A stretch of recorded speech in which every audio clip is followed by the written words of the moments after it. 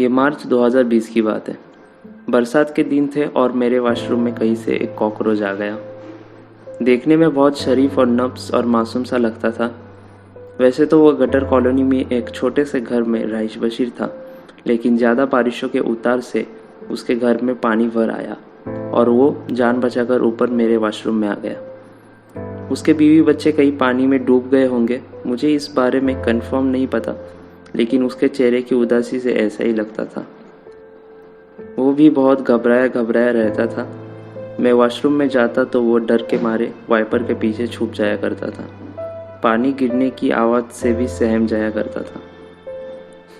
मुझे उसकी नेचर बहुत अच्छी लगी। मेरी पहले कभी इतनी तमीज़दार कॉकरोच से मुलाकात नहीं हुई थी। वो बाकी कॉकरोच से बिल्कुल अलग था, बिल्कुल मुख्तलिफ। मुझे लगा मुझे इसे मारना नहीं चाहिए।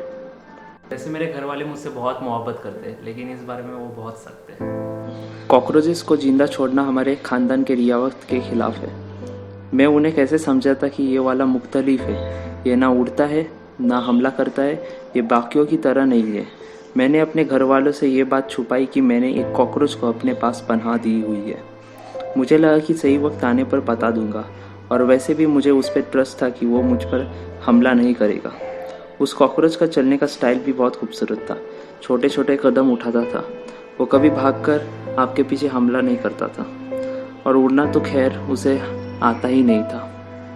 वक्त गुजरता गया और हमारे बीच दरमिया ट्रस्ट मजीद गहरा होता गया। हमने कहीं लिखा नहीं था, लेकिन आंखों ही आंखों में हमारे बीच ये एग्रीमेंट हो गया था कि ना वो मुझ पे हमला करेगा और ना ही मैं उस पर। और दूसरा ये कि हम हमेशा सोशल डिस्टेंस मेंटेन रखेंगे।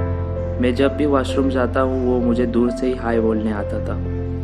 लेकिन 15 दिन गुजरने के बाद मैंने अपने घर वालों को सब कुछ सच सच बता दिया। मुश्किल फैसला था, लेकिन मुझे यही सही लगा।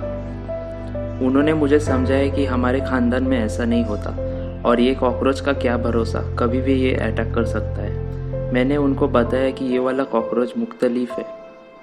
आखिरकार मैंने अपने घर वालों को कन्विंस कर ही लिया। फिर मुझे आहिस्ता आहिस्ता उसके रवैये में कुछ तब्दीली महसूस हुई।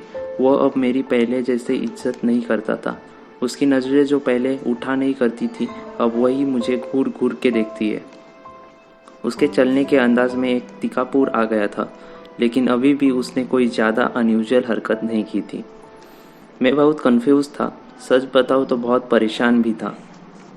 फिर एक दिन ऐसा हुआ कि मेरे भाई ने एक दिन वॉशरूम यूज़ किया, तो उसने मुझे बताया कि वो उड़ता भी है। मैंने मेरे भाई की बात मजाक में लेके उसकी बात टाल दी, या फिर शायद सच सुनने के लिए मैं तैयार नहीं था। मेरे आंखों पर पट्टी बंधी हुई थी, लेकिन कितने दिन बंधी होती, सच तो सामने आना ही था एक दिन। एक दिन मैं वॉशरूम गया तो वो मुझे हाय बोलने नहीं आया, ना ही वो मुझे नज़र आया। मैं हैरान होकर ज़मीन पर उसे इधर उधर ढूंढ रहा था, लेकिन अचानक मेरी नज़र दीवार पर पड़ी, तो ये चलने वाली बकलूब दीवार पर बैठी हुई थी। इससे पहले कि मैं कोई सवाल करता, उसने उड़कर मुझ पर हमला कर दिया। मेरी किस्मत अच्छी थी कि उसका निशाना चूक गया और वह दीवार पर जा लगा। इससे पहले कि वो संभलता, मैंने उस नमक हराम का काम तमाम कर दिया था।